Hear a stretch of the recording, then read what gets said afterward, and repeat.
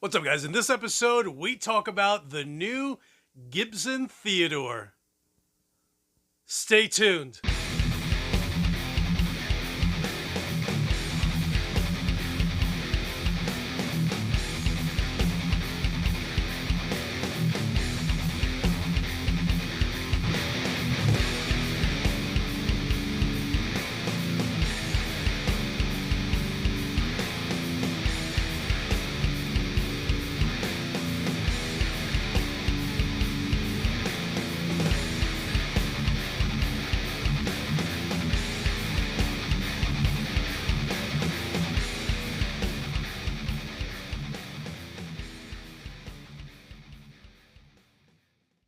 What is up, you guys? It's your boy Luis Torres, and we are going to talk about the new guitar shape that Gibson just launched today, 65 years after the designer, Theodore McCarty, actually designed it.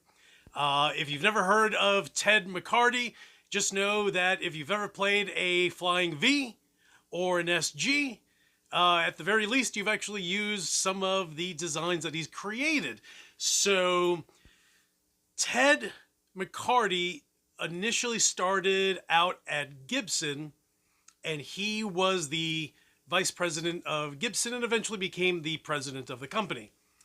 Fast forward decades, and this is kind of the part that made me realize how Gibson, who says that, it's all about being authentic, is far from it.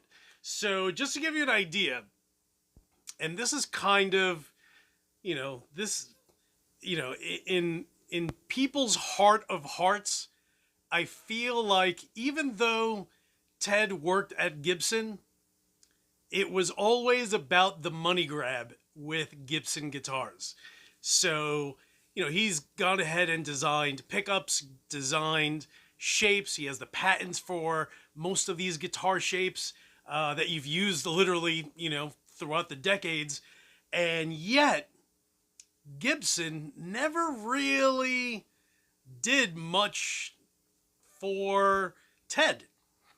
Just to, and I'll put a link below to this.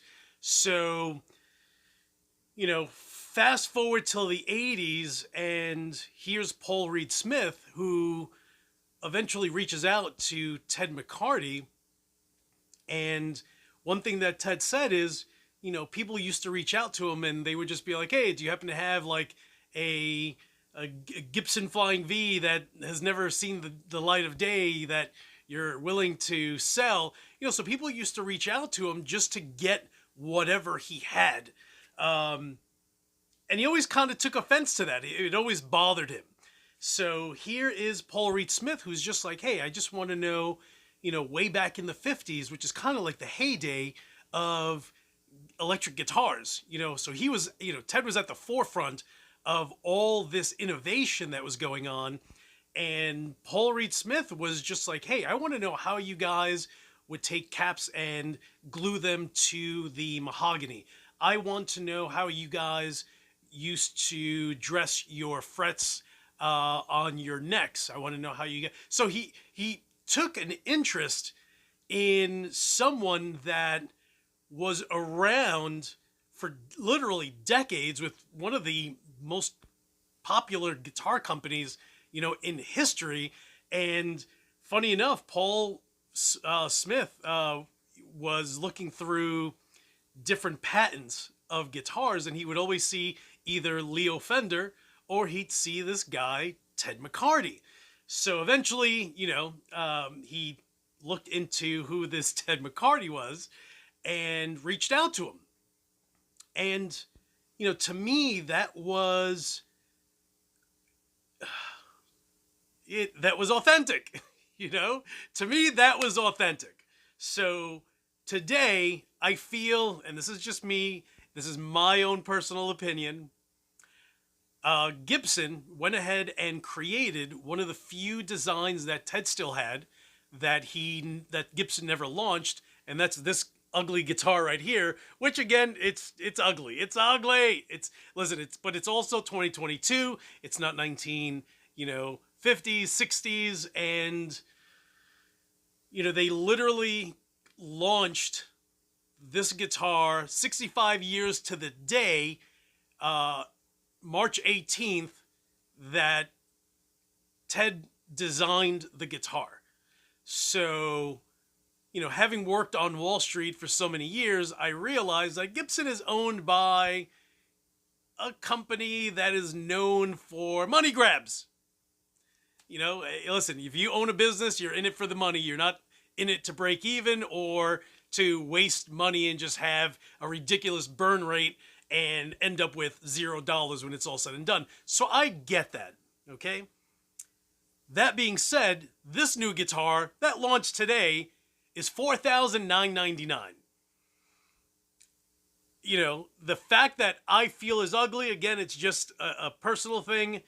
But then here is Paul Reed Smith, who, after years of having Ted McCarty be basically his mentor, and at the time, Paul Reed Smith was just a little fledgling little company, so he took the experience of someone like Ted McCarty to heart and just, grew as a company, and,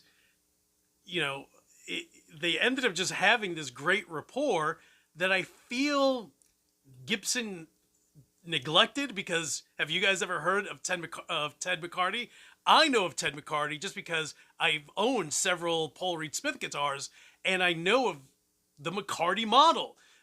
And it's a model that, unfortunately, Ted at the time was basically blind. I'm assuming he had some kind of macular degeneration where he was able to see the guitar, the McCarty model, through the periphery of his eyes. And to me, that sounds like it's macular degeneration, where you don't really see in the center. You can only see to the far outer reaches of your eyes. So he loved the guitar, and he loved that he had this relationship with Paul Reed Smith, and he was able to tell his story to someone, and it had been apparently decades since anyone ever cared about this guy, Ted McCarty. So, although there's history with Ted and Gibson, I can't help, in my own personal opinion, to think that here's Gibson just all about the money grab. They're just like, oh, hey, remember this guy that worked for us? And I'm just like, oh, hey, remember the guy that not just worked for you, was the president of Gibson, who Gibson never, did they really care much about him? But then here's Paul Reed Smith, who was just like, you are my man, and then created a McCarty model for him, and he was able to see it before he passed. And to me, that's just more important. To me, that's authentic. You know what I'm saying? The fact that Gibson's just like, oh, hey, this guy Ted McCarty, we're going to call it the Theodore. Bro, the guy, they called him Ted. Theodore didn't like being called Theodore. He liked being called Ted. So why call it the Theodore? I don't know. Again, I understand that Gibson is trying to not be associated in any way with Paul Reed Smith, but Gibson, if you guys are saying that you guys are authentic, I need to be the guy that punches you in the throat and says, you guys are dumb. You know who's authentic? Paul Reed Smith, who gave the guy his own personal, model with his name on it for years. It's been a model for years, and I think that that's awesome. So for $4,999, listen, as someone who owns a gorgeous Paul Reed Smith with a beautiful 10-top flame cap, beautiful mother of pearl inlays, bro, no question, I'm all about the Paul Reed Smith. And you know what, Gibson? Keep being Gibson.